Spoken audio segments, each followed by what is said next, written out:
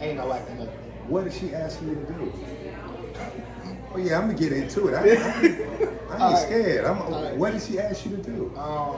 So the first thing was head. Had to give her head. On a stranger? Oh my goodness. Oh, all right. I'm not gonna even go into details of that. That just keep going. She need to slap herself. Yeah, it was the head. Then it's just, penetration. And, anything out the norm, anything crazy, anything that like, I don't know, you know what I'm saying? That just makes this even the worst thing imaginable. Everything. Because it's got you. This lady like 70 something. I'm about to ask you what let me tell you, I got a partner of mine when I was in the military. I'm not jump off top of it. We was in the barracks. He said he gonna sleep with the most women he can in the day. It's my homeboy, man. So the last couple of them was kind of like real old. He said he had a woman and she was on the bed and looked like they poured her on the bed. I was like, what? So you imagine. And you being forced to mess with this pint of milk that's sitting on the. So I want everybody to think about that for real. So this was like an overweight 70-something-year-old white lady, and I remember my heartbeat. It was quiet, and it just was like my whole world was like, what am I doing? Why am I doing it? I know if I don't, it's over for me. I ain't got no choice. And I just felt like, dang, that's it. I remember the pain in my heart, the pain in my soul. That was when it was like, I felt, honestly, that had probably been the first time I felt defeated in my life. Like, defeated. So you do that, you have to do that. They drugging you up. They got all y'all in the same room. Do they make you go with the same sex? Does it matter to them? Don't matter to them. It could be man, female, don't matter what the age is. If they paying, that's it. So they did make you sleep with them. Yeah. Now, how did that affect your mind state? Knowing that how did that affect your mind? I was suicidal. Did you ever like lash out at any of the guys and almost try to choke them? Come get him off me, That is insane. Yeah. So after they see that you just refuse to do, they keep? No. Like, so I told them I wouldn't do it, but I was forced. Mm-hmm. And like I said, I made cuts. I was a cutter, suicidal, ready to just like, in my own personal space, I just wanted to go. I couldn't take it no more. I wrestled with my identity because, again, it was like, do I deserve this? Then it went from, I deserve this to, this is the norm. And so by then, I'm a sex addict because I'm having so much of it, that the endorphins, and so it doesn't matter. I still want out, but I don't know how to get out. She almost felt like you was enjoying it. Yeah. And I bet you when you stopped feeling that way and you thought about, I can't believe I just felt that way. That probably I hated myself so much, during that time that like I said, I just wanted to go. So did they move you around state to state? Yep, state to state, city to city. I was sex trafficked across 31 states. For how long? For 6 years. I got my freedom at 23. Do you remember the states? Yeah. Like you were, man. I was there. Can you name a couple of them? You ain't got to name all of them. At least name 2 or 3 of them. Man, so. That we wouldn't even. All right, so Nebraska. Wouldn't even think of fucking Nebraska. Yeah. Like. Yeah. All right, so I mentioned Wisconsin. Yeah. Texas. I would think Texas, though. I would think Texas, Georgia. California, New South York, Dakota, Florida North Dakota, would be big ones. yeah, Delaware, So was there any point that you thought you could Alabama. Man, escape? Did y'all ever conform a plan? Maybe you and somebody else, y'all try to, did you see anybody try to escape? yeah, they got beat to death. Left at Walmart in the parking lot. They beat him in the parking lot In the of parking Walmart lot. on camera. On camera. Man, that male or And female? then left him. Male. Yeah. A guy. I got it. The dude literally, the Haitian dude, literally jumped over the couch. Not the couch, but the 16 pack. You know how they got like the couch seat? Yeah. Crawled over, went all the way to the back and just got the wheel and drug him out, put a gun to him. The other dude came out and just got the wheeling on him. Like, and we were all just like, everybody in the van just like watching. And, you know, they just watched him just get beat. Where he tried to take out and just run off? Yeah, he was trying to unlock the thing. Mm-hmm. Because we were parked at Walmart, and they was getting whatever they needed to, you know, whatever they needed for themselves or whatever. Yeah. And then they, you know, dude tried to escape. Was it the same people for the whole 6 years, or did they switch out? No, they switch out regularly. And it was all Haitians. All Haitians. That is interesting. I promise you, every that is month was interesting. somebody different. And that's the, I'm shocked that one of the other races. Oh, that is crazy. I would not think. That is sad. That's like the first black liberated nation. That's so sad. You know what I'm saying? Like, I don't. So, after that, did it deter anybody from trying to escape? Like, that was out of your mind? Or? Yeah, it was like, hell no. So, when you said you was already, so you was 6 years, you was 23. So, tell me about that morning you woke up on the day that it was over. Tell me that morning when you woke up. Like, did you know it was about to be over with that day, or was it just like the shit again? You know what I'm saying? All right, so I was like, God is me again. This was like 3 days before. Listening. You know what I'm This was saying? like 3 days before my freedom, and I said, can't do it no more. And I told him that I was, I said, I'm gonna go back to, you know, the streets or it's suicide. Like, I don't know, but I'm ready. I was ready to go. And I said, you know, I'm giving you 3 days. You saying this to yourself or to the God? Telling God. Are you telling God? Yeah, Oh, I okay, said, okay. I'm giving you 3 days for me to get my freedom. Like, well, I'm gone. I'm done. What do you mean you gone? I'm gonna take myself out. Okay. I had that feeling. And on the 3rd day, February 6th, 2011, Super Bowl Sunday, that was the day I got my freedom. So tell me how it transpired. You woke up that morning, it was a regular day. Tell me what was different. You know what I'm saying? Tell me what was different about it. Nothing different, really. It was a regular day. So when did you see the opportunity? Did you escape? Did the police come It was bust like, them out? it's like I had a vision.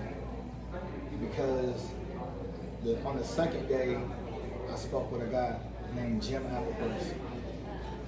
And he had a connection with Florida Abolitionists, which is an organization that helps fight against human trafficking. Mm-hmm. So he saw like my situation, and they wound up calling him and how like basically everything was, you know, being set up. Well, back at the hotel in Orlando is where they did the sting at. But you know, before the sting is like how I got my freedom. Basically, he was letting me know, he was like, do you want your freedom? And I said, what you talking about? He was like, do you want that? Now, I ain't letting him know my situation, because I didn't know if he knew or not. You're talking to somebody where? Like, we're in the books and magazines here? Yeah. I'm talking to him. At his house. That is still wild that they letting y'all go out there and sell. That is wild. Like that's way. Well, there's a constant van in rotation. That's watching. That's watching. They put money. It's a full-fledged operation. Yeah. Then you got somebody there with you, shadowing, to make sure that you ain't talking to anybody this and the third. Like when I came back, the van, you know what I'm saying? Like, they beat me. Like I was beat because I was supposed to be back at the hotel that night. But you had that conversation. But I had that conversation. and nothing that I was saying was adding up. So it's just like. So did that person call the police on your behalf, something like that? Or? Yeah, he did all that. This thing in the hotel. So you're sitting in a room. So, all right, go ahead. It's a regular day. Mm-hmm. I'm going out. I'm telling everybody I'm gonna go get a punch. I'm gonna do this, that, and the third. Right? Mm-hmm. I go out, and next thing you know, I'm knocking on doors, and I'm like, hey, I just need to use your phone. It's not I'm trying to call. I'm trying to call him to come get me. He's picking me up, and they do his thing at the hotel. So I'm trying to figure out why I'm going back to the hotel. Oh, he picked you up and brought you back and watched. While everybody's so They we do all that. in one. All so they can question you all at the same time. Yeah. So he's the one that got the police involved. Okay. He's got Florida abolitionist. Oh, You know, yeah, I FBI understand and all of that. Staying good. So. That. So what was that feeling, man? Like, what was that feeling like when you seen him and like, what was the feeling? Like, what was everybody's feeling? Did everybody start hugging each other with one of the things? Yeah. Or? It was one of them things. I mean, definitely everybody crying. Yeah. You know what I'm saying? And overwhelming. Yeah. You know, and it's just like, okay, like, I don't know, there's a million emotions flowing through my body. Yeah. You know what I'm saying? Not just like, man, like, this is it. You know, but then it was like, another reality kicked in. Yeah. And like, what I'm gonna do, where I'm gonna go. Do you still keep in touch with the guy from the Florida abolition? Yeah. 'Cause I seen a picture on your page, Florida abolition. So you and that guy still communicate, still keep in contact and things like that? Yeah. All right, so now you free your first step, you know what I'm saying? Did you go back to Detroit? I stayed in Florida. You stayed in I Florida? was scared. So, for the first, like, almost the first year, 90-degree weather, I am covered from head to toe. Because I'm still living as a victim, and I'm thinking about if they're gonna come find me, come get me. Even though I've seen what I've seen, I'm still victimized. Yeah. Psychologically, this world is foreign to me, and I'm not understanding what's going on around me. I don't understand the responsibility of freedom yet. Yeah. And so I'm wearing a hoodie, sweats, Tim's, I got glasses on. And this is like my life for like. So why were you overdressed? You didn't want nobody to recognize you? Something like that? You felt like that was like some armor or something like that? I don't want nobody recognizing me. Like, I'm not trying to get caught. Yeah. You know what I'm saying? You armed, carrying? Do I? Were you there? No. Okay. I mean, how? I just got out. Yeah, you just got out. Yeah, I didn't even have no identification. So where did you go? Like, where did you live at? I wound up staying with the guy. So, employment, what you start doing, like a job, like what would you start doing? Home Depot. Home Depot was my first job, yeah. Arthur Blank, man, Home Depot. So how long was you at Home Depot? Still with him. That's the man, Todd. He don't own it no more, but he done made that company a great company. So your mind state then. So what is your mind state then? You at Home Depot, you living with the guy, things are changing. What's your mind I state? could barely function, man. I had a hard time understanding society because I was so conditioned one way. PTSD, severe manic depression. And so psychologically, there was like this language barrier between what am I, my identity. I didn't like being told what to do because it was just like, I felt like I was a slave again because that was just my life. All my emotions were controlled. And at the same time, living as a victim on a psychological note, and it coming from abandonment, I wound up living for other people. So I became a yes man at the same time. So it was like, it was confusing me because it was like, I wanted people please, so I keep them in my life. Make me happy. But at the same time, I don't like to be told what to do because it makes me feel like my freedom is being restricted. You know what I'm saying? You know what? That just sounds like the life of a black man. Oh my goodness. Yeah, oh my goodness. So yours was time 1,110. You know what I'm saying? Point, whatever that number, Kimmy, that when you looked up that number with the E for the 333, 330. we was talking about the HR 50, Okay. the reparations. That's for another time. Yeah. So I guess now you're free. You're working at Home Depot. Man, I could with the barely guy. keep a job with that mentality. I know you couldn't. I was hopscotching, everywhere. It wasn't until I actually got real help. I went to therapy, seeking psychology, seeing a psychiatrist, and all of that.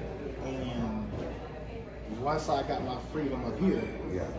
then I was able to figure out what I really want to do, knowing myself. I started to love myself, and just things started to just turn around. Like God just was moving heavy in my life. There you go, black people. Stop being afraid of therapy, talking about your problems to professionals and your friends. Just get help. Get help. If you need help, definitely get help.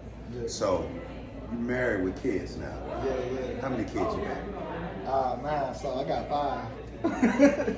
Quick work. So let me ask you something. Yeah. When did you meet your wife? And this, was it during that stage or a little bit after? My first wife was through. Man at work. Let's go, man at work. First of all, man. listen. So my first wife was Regina, and that was through the man that took me in. That was his daughter. Yeah. Yeah. Got into the house. Who let that black man in my house? Anyway. There you go again, folks. Don't let no brothers in your house. Nigga, I'm just playing. Go ahead. How you doing? He get your daughter. I'm just playing. Go ahead, man. Yeah. That's what but that's great that you had the mentality to even to be able to do that. Yeah. You know what I'm saying? During the time I wanted help, I didn't know where I was gonna go, and it wasn't like I clicked with her right away. There was some time before it actually happened. But it was like, I don't know what I'm gonna do. I don't know where I'm gonna go. I don't have no place to stay. Like, I'm homeless. And the thing about male victims is they don't have it. Women are the ones that get the help. Women get women's shelter.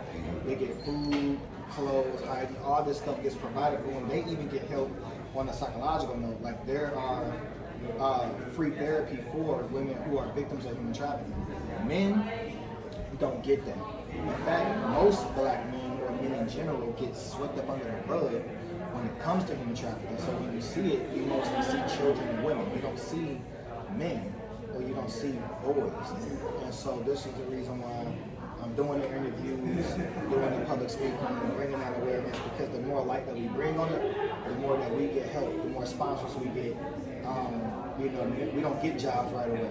You don't have no identification. You don't have who's going to help you if you can't reconnect with your family. How are you gonna get your help? True. And this is what happens. Like, they go back to what? Being trafficked, or because they don't understand the world that they're in now, they wind up taking themselves out because it's foreign to them. Yeah. They don't understand this world that they live in now. So it's like they either go back to what they're familiar with, or they want to take themselves out. So your first wife, did she help your situation? Did she help your mind state of your situation, or? I don't think she really understood. Off and on, I think it was a culture difference as well. I know she was understanding, but for what I really needed, the only time I really got help, like I said, was the therapy. To be honest, I don't think anybody could have really needed. Yeah. So how did y'all relationship end up? Huh? How did you and her relationship end up ending? Oh, gotta ask. I gotta know. I gotta know. Why did y'all separate? It was a lot going on between us, and it started to separate slowly. Can't touch her, can't do this, can't do that, or I'm always angry, or whatever the case may be. It just was slowly separated. Did you feel like you wasn't ready at that time? Nah. You I feel like it was kind of one-sided.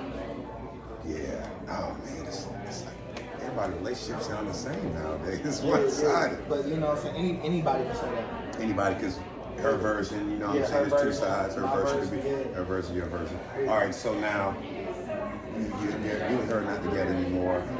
Your second wife, how did you meet her? She hit me up online. Which site? Which site? Facebook. Ooh, okay, so she just straight DM'd you like a gangster. Nah, she was like, so it was during Christmas. And she hit me up on Christmas Day and was like, Merry Christmas. And I was like, who this? I got to looking at that profile. I said, Merry Christmas. And we talked. We were messaging each other all night. Yeah. Again, like every day, it went from messaging to FaceTiming, from FaceTiming to just like, and eventually I just packed my stuff up. So what city? You in Florida? Where she's at? Nah, during that time I was in Detroit. Oh, so you went back to Detroit? Yeah. Was she in Detroit too? Nah, she was in Florida. That is wild. So you left Florida to Detroit, ended up hooking up with a chick from Florida. No, so when the split happened, we were in Georgia. Mm-hmm. I left Georgia and went to Detroit. Okay. Yeah. And then but your wife was in Florida, so you ended up coming back to Florida. Yeah. Ah, man, it's 360, baby. 360. So do you have any kids at this time in it? Yeah, I got 3 of them, but from the one baby mom. Okay. We don't have any kids together. Oh, okay. But I accept her kids. Her kids are 2 kids. Yeah, she got the 2 kids here. So how do you maintain that? Does what happened to you, that, yeah, definitely. But does what happened, is it an everyday thing? Like, you know what I'm saying? Like you said, different sex, or is it like an everyday battle? Do you think about it every day, or is there like a routine? You know what I'm saying? Does it affect you every day in your everyday life? You know what I'm saying? Or is it just like on holidays or when you hear a song? It used to, and then I'm so secure within my headspace. Okay. So I pay attention to every thought. I'm investigating why I like this, why I do what I do. A lot of prayer. I do a lot of meditation. And I'm constantly studying how the mind works, how neurons work, how behavioral patterns work. I'm always studying myself. I'm always in my word. I'm always just like digging. I'm so into, the whole self-awareness, the whole, conscious, subconscious, very like an emotional intellect, spiritual intellect. Like that's what keeps me, rooted. That's what keeps my faith strong. I don't even take medication anymore. Oh, for real? I haven't taken medication in 5 years. And you feel balanced. You feel good. I am balanced. You are balanced, and that's the key, is to be balanced. Yeah. Everything about life is all about balance. Because like feelings, like when you say I feel, like your feelings a lot to you. You like my homeboy said, "Fuck your feelings." I'm my partner. Yeah, because feelings are create an image that's not even there. It's not even there. They paint pictures that's not. It's not even Yeah, there. your feelings is what helps create your imagination. Exactly. And if your imagination is built off of something that's negative or not real, then you start responding, then you start to manifest something that. So it's like I just learned like now I have my moments where it's like this depression like tries to creep in, and I'll question it like, where the hell did it come from? Why I feel sad right now? There's no reason to feel sad. Like there's nothing going on in my life. Mm-hmm. So why do I feel sad? And by the time I get done with questioning everything, it goes away because it don't matter. I don't have to feel that way just because that came in, like because I feel it. Mm-hmm. I know to most people it don't make sense, but I've just learned to like not care about my feelings like to a certain extent. To a certain extent, you got to override your feelings to a certain extent to survive in this world. Yeah. So tell me, what is your mind state today? So we went through, it's your 4th mind state question. I just want to know where your mind is at. Yeah. Where's your mind state at today? You wake up in the morning. I'm trying to build Sunday. Empire. Build an empire. An empire. Build a community. Mm-hmm. Notoriety. Mm-hmm. I'm hungry. Mm-hmm. I don't care about nothing else. So you do a lot of public speaking? Yeah. Name some places you might have spoke at. NC College, community college. Okay. I've spoken at city halls. I've spoken at churches. You got anything coming up? Any engagements? Any speaking engagements coming up? Anything you want to tell Not right now. So January was a real busy month because Okay. that was January was Human Trafficking Awareness Month. Okay. So now that that's They have a over, human traffic awareness. Don't Month. nobody know that. Don't nobody know that. Exactly. Now how does not anybody? I think human trafficking is just one of them paths. Nobody really talks about it in the United States because they think we so developed that this is a third world country thing. Yeah. Nah, player. Nah, we the number one money worker. And I know, and I was about to say it because we probably spend, if we buying the most cars and the most oil, I know we buying the most slaves. All and right, the so most check this out. Like this is real statistics. Anybody, if you go on Google, like Forbes announced last year, it is $150 billion industry. fucking Haitians. That's bigger than a cartel. Because cartel numbers are 40 billion. That's more than double. But human trafficking, you are dealing with labor, bondage, marital, sex, organ donor. Yeah. Human trafficking is one of the, if not, it is the largest organized crime to this day. For it to be a $150 billion industry, you should know who's involved. That's for another show, government conspiracies and things of that nature. And No, one it's thing, not, what, listen, it's not a conspiracy if it's real. You're if it's talking- real? Well, you know, for you not to say like you crazy, you know what I'm saying? People, are you crazy? Because you know what I'm saying? For you to be like, Yeah. for people to accept it, But, you know what I'm but here's the saying? thing though, like I wish you would because that was my experience. I was sex trafficked. Yeah. I was labor trafficked. I did get my freedom. You can look up my records. Yeah. Like it is real. Yeah. So what conspiracy? What theory? This is just straight facts. True. This was my life. So you telling me my life was a lie? And that's what the When government's there's real gonna try. documentation, like And that's what people are gonna try to say. Like, all right, I did a little time in prison, so like guys has been violated sometimes. People, and I know that's why a lot of men don't speak up because a lot of people, a lot of men look down on the man that's been violated, and they'll sit there and talk, especially in prison. They'll sit there and talk. why talk, men don't speak because of the talk shame. bad because of the shame. And then this might be even women. And, you know, we Black American men, like our race is different. And I like to express that to people. We're very different. So we have a mixture of macho-ness, sensitivity, emotions, no identity. You know what I'm saying? Still learning identity. Everybody's still in their identity, but our identity is their identity too. Because I don't speak Swahili. Well, see, You know at what I'm 3 saying? years old as a parent, what do I tell you as a child at 3? What you say, Hugo? Don't you cry. Ah, You a man. you a man. Hold it in. My teenager, you got a temperament. Yeah. But you ain't holding it in. Holding it in. You have not been taught how to express properly in a Yeah. healthy sense. And now, if a man expresses emotions, he what? He weak. He weak. He just that and the He third. weak. So, in the black community for males, highest divorce rate because he can't communicate with his wife because he look weak. He can't go to his brothers and them because it's a dick competition, an ego competition. Yeah. You know what I'm saying? So all he has is himself. And if all he has is himself, he starts to think about what? Suicide. Am I even worth being here? I can't go to them, I can't go to them, I can't go to there. I want to reach out, but I don't know how, like, what happens. So all of a sudden, we start taking our own life. Yeah. It has space for Black men. Because Yes, we feel like we can't express ourselves. We can't talk about it. We can't get real help. If you can't talk about it and express what you're really going through, how can you get the help that's needed? Just talking about help. Name some places that people can go that went through what you went through or similar that they can reach out and get in contact with. What's some of the places? Definitely. All right. So you got United Abolitionists.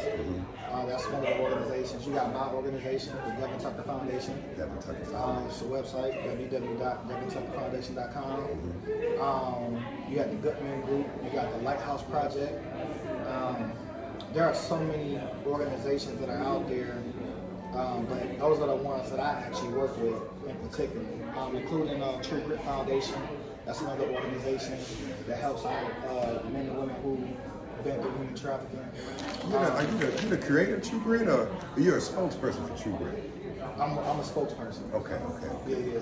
Nah, I'm not. I'm a founder for the other organizations that I mentioned. I am one of the representatives as a male survivor. There's not that many that will talk about it, or there's not that many that have actually got their freedom.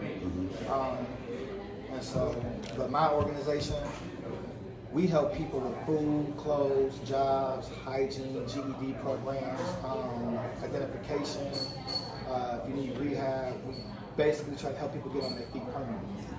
So, you can go to the website, become a member, or if you need help, just reach out and, we'll be connected and make it happen. So what's some of your aspirations? We're going towards the end of this thing. So what's some of your aspirations, man? Like some aspirations that you got, some goals that you got set for yourself going on right now? My aspirations is like what that mean? I didn't know what that mean. Like what do you aspire to do? Like what do you aspire to do? Do you want to be like the national spokesperson for this, or do you want to, you know what I'm saying? Like what's your aspirations? Like, any investments you got going on, anything like that, or what's your aspirations?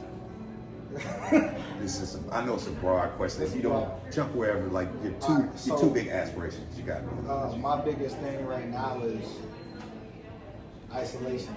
Okay. You want to isolate yourself from everybody? Yeah. Because things get done. That makes sense. Yeah. That definitely makes sense. Because I could say this, that, and the third, but it's like you are who you hang out with, and that's the truth, bro. Yeah. You are who you hang out with.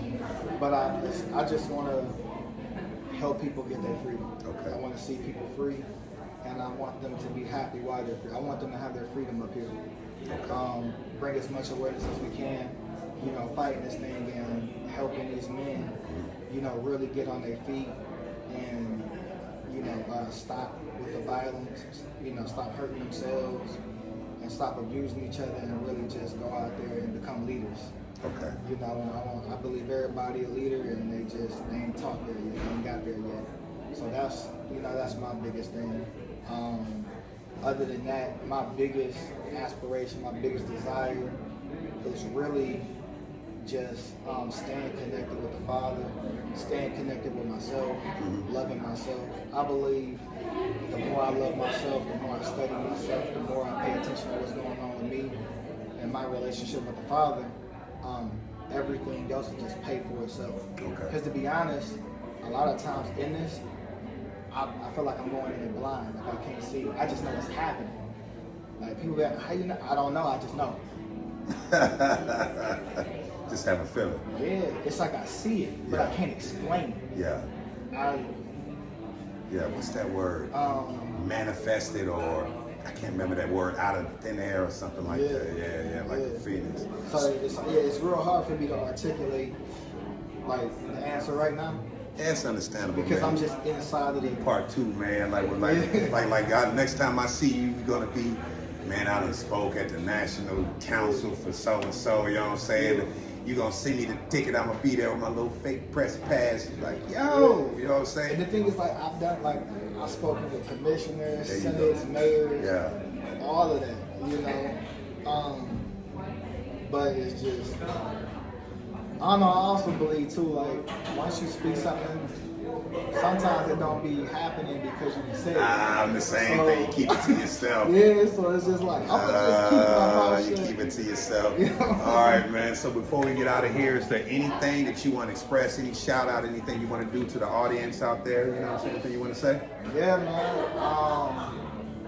Love your authentic self. And if you don't know how, like, it's okay. Start there. Ask yourself, do I know what I'm doing? Do I know what I am? Do I know who I am? And if you don't, take it step by step. That's my best advice for anybody. Learn yourself. There you go. Tap in, tune in, get connected with my man. We definitely got a lot going on, man. And tune in. We need this. The community needs it. The people need it. The nation needs it. Black men, we need this. We need to support each other, look out for each other, man, because we're not. And there's a lot of crazy things going on, and we're not speaking up on it. And it got something to do with history, but that's for a whole nother show. I had to have a whole panel for that, because when I speak, some people gonna get mad. You know what I'm saying about certain things. So that concludes this episode right here, man. Thank you. Outro, man. Mr. Devon Tucker, abolitionist, survivalist, strong man winner, father, husband, the whole nine, y'all. Thank you very much for tuning in to our podcast. Hope if anybody has any issues, anything that they want to reach out, remember what Devon said, put the playback, he tell you where you go, you get contact for some help. We out. Peace. Thank you very much. Yes, sir. All right. Cut. All right, man.